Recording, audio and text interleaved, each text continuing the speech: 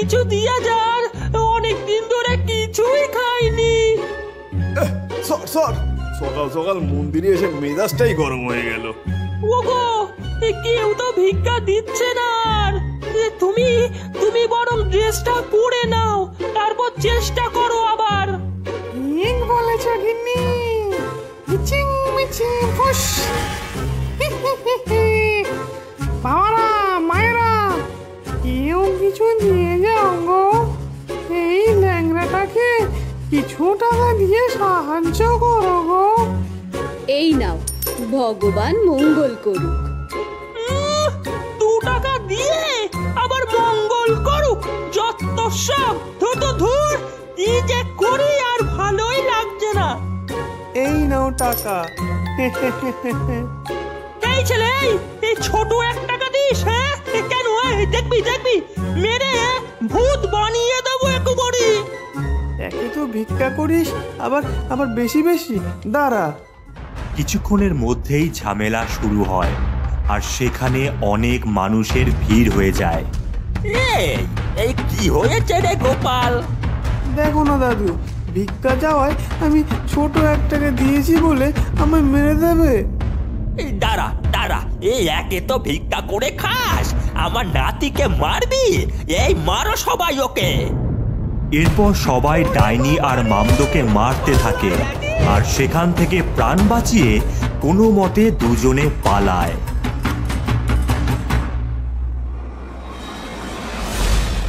উফ বাবা গো, আজ কোনো মতন বেঁচে গেছি। হ্যাঁ গিন্নি, আর ভিক্ষা করতে পারবো না মনে হয়। কি যে করি কিছুই বুঝতেই পারছি না।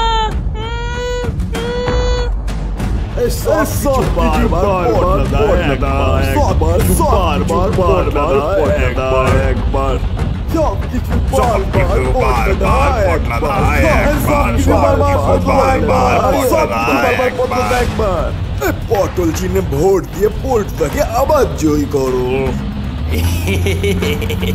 যাচ্ছে দিন আনতে পটল চিহ্নে ভোট দিন, কেমন? সব কিছু বারবার পটলাদা একবার, সব কিছু বারবার পটলাদা একবার। কি বুঝলে? কিছুই না। উফ ওগো, বুঝে গেছি আমাদের কি করতে হবে। হ্যাঁ, প্রচুর টাকা কামাবো আমরা, প্রচুর। কিভাবে গিন্নি? আজ রাতেই করতে হবে যা করার। রাত গভীর হয়েছে। রাজ্যের মন্ত্রী ওরফে পল্টু তখন ঘুমিয়ে আছে। এমন সময় সেখানে ডাইনি আর মামদো এসে উপস্থিত হয়। ওগো, তোলো আমাদের মন্ত্রীকে, একেবারে ঘুমটা পাড়িয়ে দি। এই পটলা, ওঠ ওঠ। ওরে বাবা রে, এই তোমরা কারা? ছেড়ে দাও আমায়। ছেড়ে তো দেবই, তার আগে খেটিটা ঘুরিয়ে দি।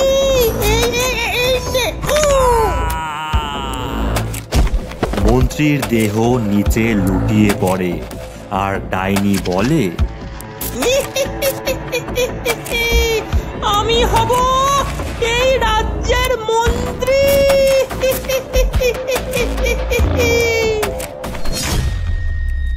শোনো শোনো শোনো, আজ থেকে আমি তোমাদের পিতা, আমি তোমাদের মাতা। এই রাজ্য জুড়ে শুধু আমার ছবি থাকবে, আমার। নাও, আমার জয় জয়কার শুরু করো তোমরা। জয় ডাইনি মাতার জয়, ডাইনি মাতার জয়। ডাইনি মন্ত্রী হতেই পরের দিন থেকেই রাজ্যে শুরু হয় তাণ্ডব। সবার আগে ডাইনি বদলা নেয় মন্দিরের পুরোহিতের সাথে। চিনতে পেরেছিস রে আমায়? কেন এসেছিস তুই? তোকে মেরে ওই মন্দির থেকে অনেক টাকা কামাবো রে। এই নে বুড়ো।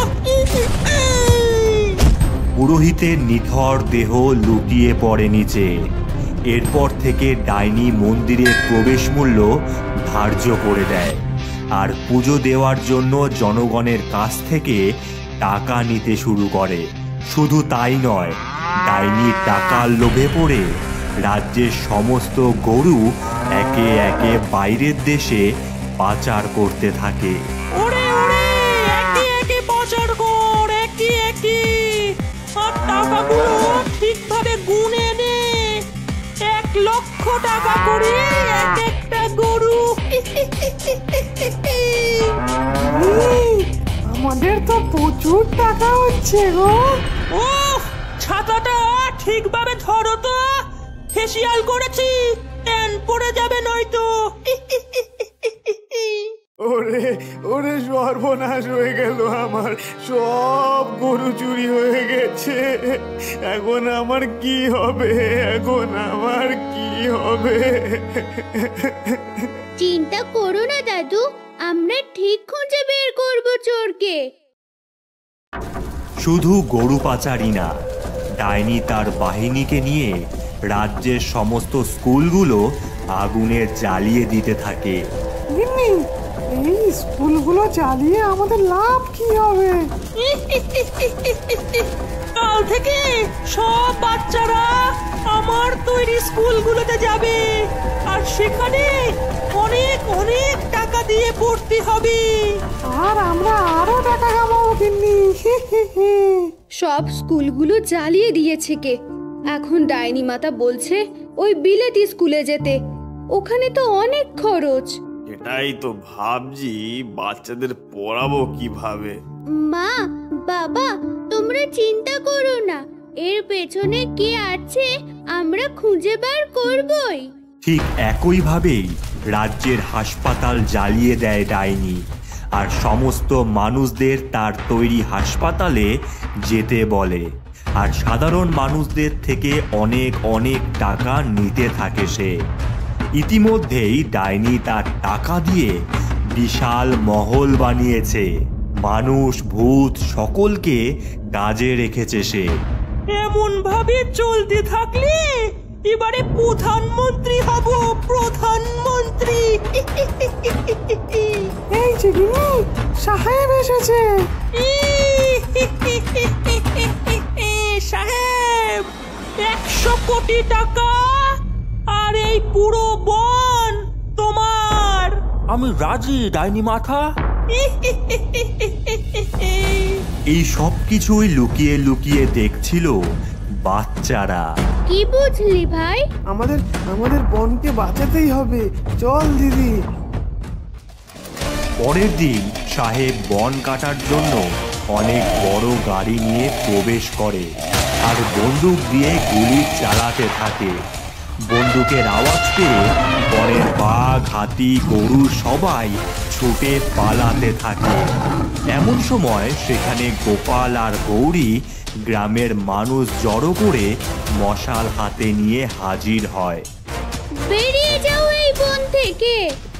বেরিয়ে যাও, বেরিয়ে যাও, বেরিয়ে যাও। এই বন আমাদের, আমি কিনে নিয়েছি। দেরাও দেরাও, নয় গুলি করে মারবো এক একটাকে। তবে রে, হামলা! সকলে মশাল ছুটতে থাকে, পাথর ছুঁড়তে থাকে। এই দেখে সাহেবেরা সেখান থেকে পালায়। এমন সময় সেখানে বাঘেদের রাজা এসে হাজির হয়। ধন্যবাদ বাচ্চারা, এই বনকে বাঁচানোর জন্য। শোনো সবাই, এই সব কিছুই ডাইনি করছে। ডাইনি অনেক টাকা নিয়েছে এই বনকে বিক্রি করবে, তাই সে বনকে আবার ক্ষতি করবে। এখন আমরা কি করব? যেভাবেই হোক আমাদের বন রক্ষা করো তোমরা। কিছুক্ষণ পর একে একে সমস্ত পশু ও মানুষের ভিড় জমা হয়। সকলের উদ্দেশ্যে গৌরী বলে, আমাদের এক হয়ে ডাইনির বিরুদ্ধে লড়াই করতে হবে। ডাইনিকে হত্যা করলেই আমাদের বন, পুরো রাজ্য, স্কুল, হাসপাতাল সব বাঁচবে। হ্যাঁ, তার জন্য ডাইনি আমাদের মারার আগে আমাদের ডাইনিকে মারতে হবে। সবাই রাজি? হ্যাঁ হ্যাঁ, আমরা সবাই রাজি। চলো সবাই।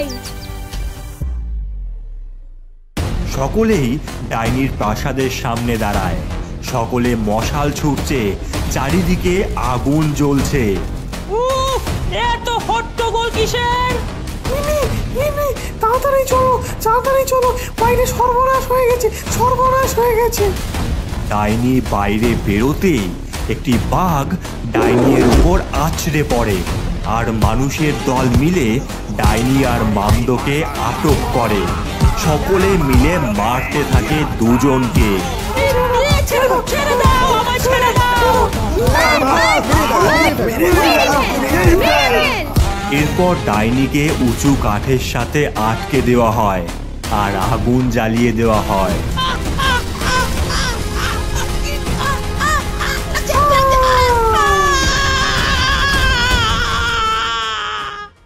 আমাদের রাজ্য মুক্তি। আমরা সবাই স্বাধীন। জয় গোপাল গৌরী জয়, জয় গোপাল গৌরী জয়।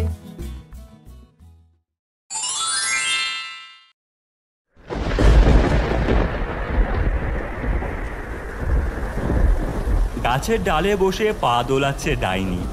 বিকেল শেষে সন্ধ্যা নেমেছে, বৃষ্টি পড়ছে টিপ টিপ করে। রিমঝিম বৃষ্টি, এ কি অনাসৃষ্টি। ধিনতানা, গাছে মন একদমই টেকে না।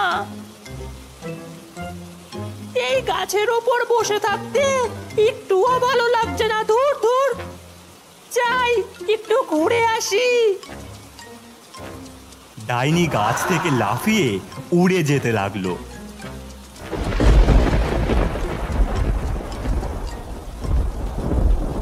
একটা চপের দোকানে চপ ভাজা হচ্ছে, দু একজন বসে আছে। চপের গন্ধ ডাইনির নাকে এসে লাগলো। গন্ধটা যেন কেমন জিভে জল আসছে তো পুরো। চপের দোকানে বসে চপ খাচ্ছে গোপাল আর গৌরী। ডাইনি তাদের পেছনে গিয়ে দাঁড়ালো।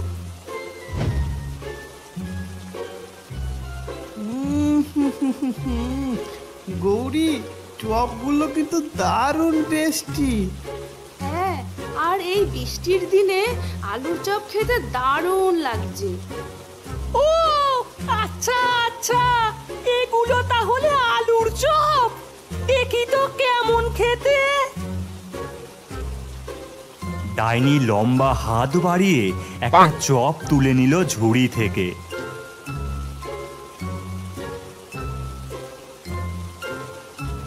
আহ, গরম আলুর চপ, টেস্টি আর লোভনীয়। মনটা গেল জুড়িয়ে আমার। এ যে সত্যি অতুলনীয়। হাত বাড়িয়ে আরো কয়েকটা চপ তুলে ডাইনি উড়ে চলে গেল।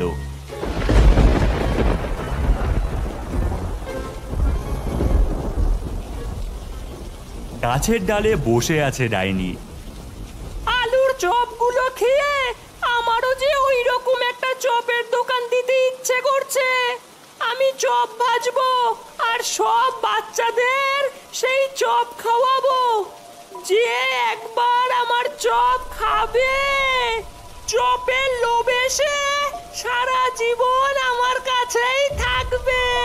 তার আর বাড়ি ফেরার পথ মনে থাকবে না। কিন্তু তার জন্য আমার চাই সেই মশলা ফুল। যাই তো দেখি উড়ে পাহাড় বনের পারে পাই কিনা সেই মশলা ফুল। বড্ড নরম তুলতুল। আলুর চপে ওই মশলা খেলে বাচ্চারা সব যাবে ভুলে। ডাইনি উড়তে উড়তে চলে গেল জঙ্গলের ভেতরে।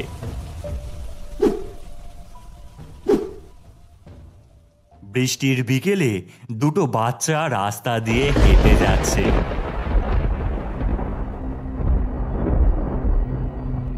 জঙ্গলের দিক থেকে হাওয়ায় গন্ধ ভেসে এলো।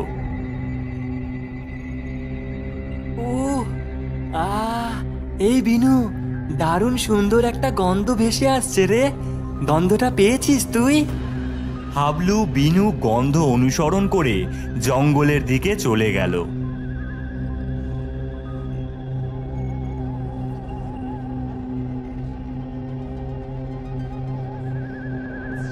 জঙ্গলের ভেতরে চপের দোকানে ডাইনি চপ ভাজছে।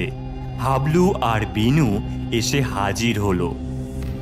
ভাবছি আমি ফটাফট গরম গরম আলুর চপ, মন ভোলানো গন্ধ পেয়ে বাচ্চারা সব আসবে ধেয়ে, মশলা মাখা চপ খাবে, বস যে তারা হবেই হবে।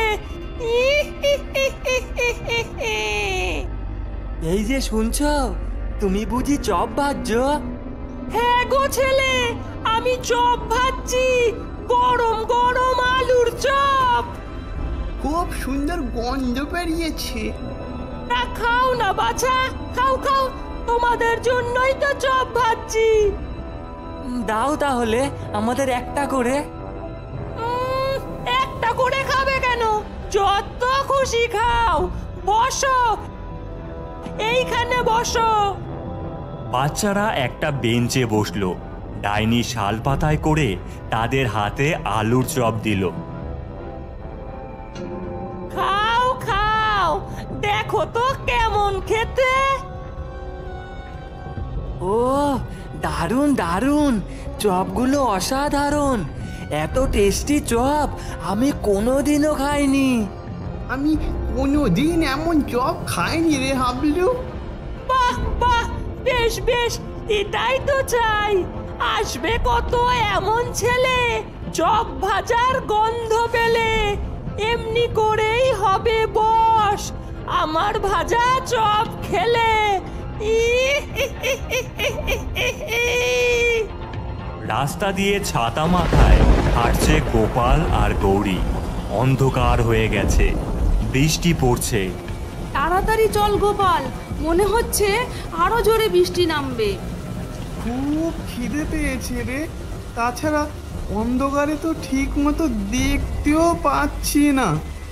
কি করা যাবে বল, অত জোরে বৃষ্টি নামলো বলেই তো দেরি হয়ে গেল।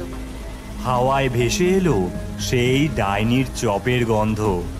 আহা, কি দারুণ একটা গন্ধ আসছে রে। কিসের গন্ধ বলতো? হ্যাঁ, গন্ধটায় তো আমার খিদে বেড়ে গেল। মনে হচ্ছে চপ ভাজার গন্ধ। চল গৌরী, যেদিক থেকে গন্ধটা আসছে সেদিকেই যাই। খুব চপ খেতে ইচ্ছে করছে রে। আমারও খুব চপ খেতে ইচ্ছে করছে জানিস, নিজেকে আটকাতে পারছি না, গন্ধটা যেন আমাকে ডাকছে। গোপাল আর গৌরী সেই গন্ধ অনুসরণ করে জঙ্গলের দিকে হাঁটতে লাগলো। আরে, এই তো এখানে চপ ভাজা হচ্ছে। এসো এসো খোকা খুকি, বসে পড়ো ঝটাপট, গরমা গরম চপ ভাজছি, খেয়ে ফেলো পটাপট। আরে, এ তো দেখছি একটা ডাইনি, কিন্তু ও এখানে চপ ভাজছে কেন? আবার নিজে থেকেই চপ খাওয়াতে চাইছে, নিশ্চয়ই কোনো গন্ডগোল আছে। এই নাও গরম গরম চপ, খেয়ে দেখো তো কেমন হলো।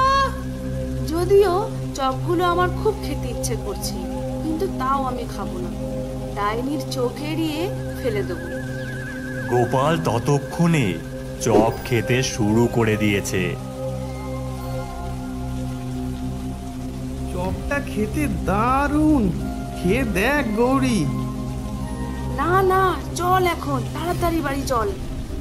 আমার ভাজা চপ যখন একবার খেয়েছো তখন আর বাড়ি ফিরতে পারবে না, এখানেই থাকতে হবে তোমাদের। হ্যাঁ, আমি এখানেই থাকবো।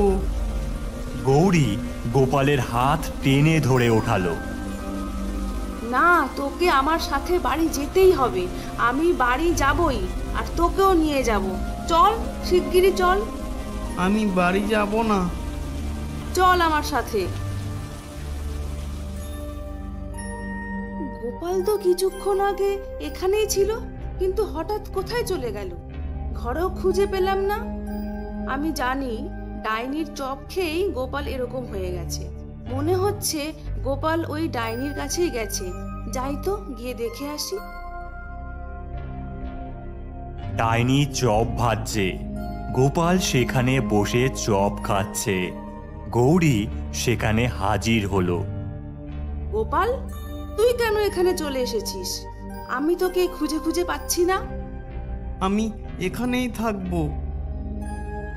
কি গো খুকি, তুমি বোধহয় সেদিন চপ খাওনি তাই না? খেয়ে দেখো একবার, এমন চপ আগে কখনো খাওনি।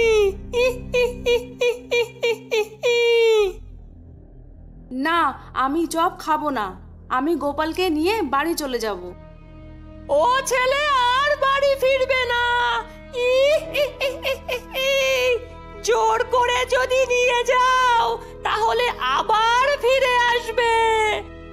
মানে কি বলতে চাইছো তুমি? তোমার ভাজা চপ যে খাবে সে তোমার বশ হয়ে যাবে? তুমি ঠিকই বুঝেছ খুকি। দাঁড়াও, তোমার চপ ভাজা আমি বের করছি। ওই দেখো তো, পেছনে কি যেন একটা নড়ছে। ডাইনির পেছনে আঙুল দিয়ে দেখালো গৌরী। ডাইনি পেছনে ফিরতেই চপ ভাজার খুন্তিটা গৌরী লুকিয়ে ফেললো। কেমন সুন্দর আমি চপ এঁকেছি দেখেছ? ভালো হয়েছে না? হ্যাঁ হ্যাঁ, দারুণ চপ আঁকা হয়েছে। খুকি, এবার তাহলে আমার চপ খাও। আরে আরে, আমার খুন্তিটা কোথায় গেল? চপগুলো যে পুড়ে যাবে এবার। আচ্ছা আচ্ছা, কোনো ব্যাপার না, আমি হাত দিয়েই চপগুলো ভেজে নিচ্ছি। ওরে বাবা রে, তাড়াতাড়ি চল গোপাল, পালাই এখান থেকে। গোপালের হাত ধরে দৌড়াতে লাগলো গৌরী। গৌরী বারান্দায় বসে আছে। আজ মনটা খুব খারাপ লাগছে। আজও গোপাল ডাইনির চপ খেতে চলে গেছে। ডাইনির কাছ থেকে গোপালকে আর কতদিন এভাবে নিয়ে আসতে পারবো বুঝতে পারছি না। আমি যে কিছুতেই ডাইনির চপ ভাজা বন্ধ করতে পারছি না। কি যে করব কিছুই মাথায় আসছে না। গৌরী কাঁদতে শুরু করলো। এরপর গৌরীর মা এলো। কিরে, কাঁদছিস কেন? কি হয়েছে গৌরী? আর তুই একা কেন? গোপাল কোথায়? আরো জোরে কাঁদতে শুরু করলো গৌরী। কি হয়েছে মা, আমাকে বল গৌরী। মা মা, গোপাল ডাইনির চপ খেতে চলে গেছে মা। ডাইনি ওকে বশ করে ফেলেছে। হাবুল, বিনু ওরাও ডাইনির বশ হয়ে গেছে মা। আমি কত চেষ্টা করলাম কিন্তু ডাইনির চপ ভাজা কিছুতেই বন্ধ করতে পারলাম না। কি যে করব কিছুই বুঝতে পারছি না। এসব তুই কি বলছিস? কিছুই যে বুঝতে পারছি না। সবকিছু ঠিক করে বল আমাকে। ডাইনি বনের মধ্যে চপ ভাজা শুরু করেছে মা। যে সেই চপ খায় তাকেই ডাইনি বশ করে ফেলে, নিজের কাছে রেখে দেয়।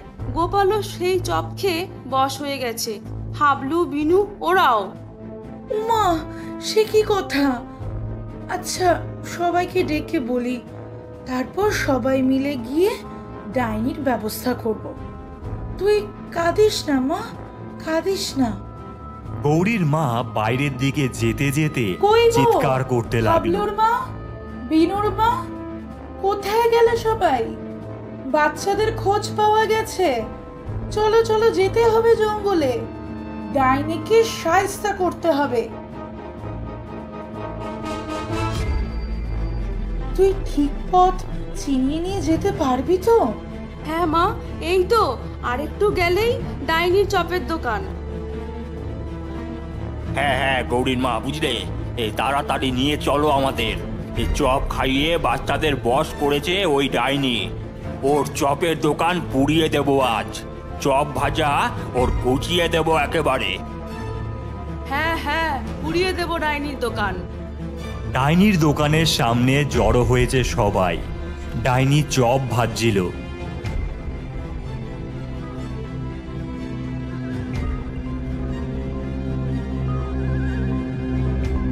গৌরী, গৌরীর মা, অন্য বাচ্চাদের মা বাবারা তাড়াতাড়ি বাচ্চাদের সরিয়ে আনলো দোকান থেকে।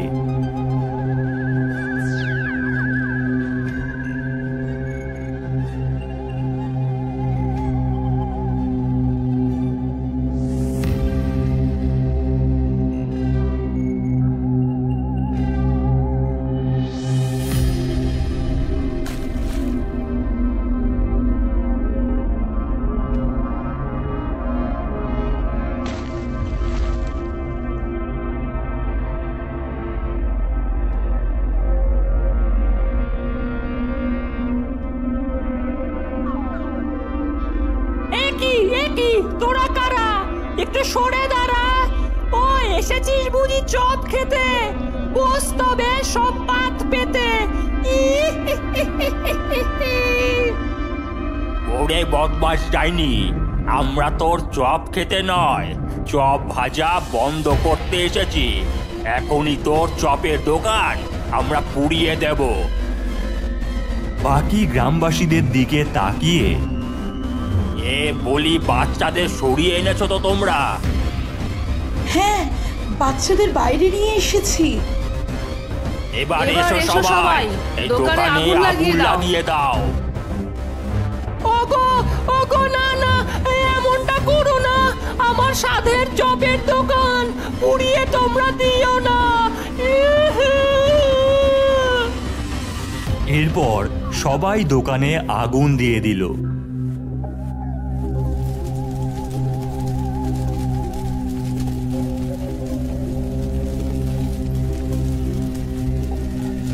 ওরে ওরে বাবা রে, আমাকে বাঁচা রে, এ পুড়িয়ে বুঝি মারবে আমারে। ও চপ বাজার মজা আমি বুঝেছি এখন হারে হারে। প্রাণ বাঁচাতে এখন আমি লাফ দিয়ে পালাই উড়ে। উই! এক লাফে দোকানের বাইরে এসে পড়ল ডাইনি। ওরে তোরা বদমাস, বললি আমার সর্বনাশ। আমিও এর তুলব শোধ, তবেই হবে সদবোধ।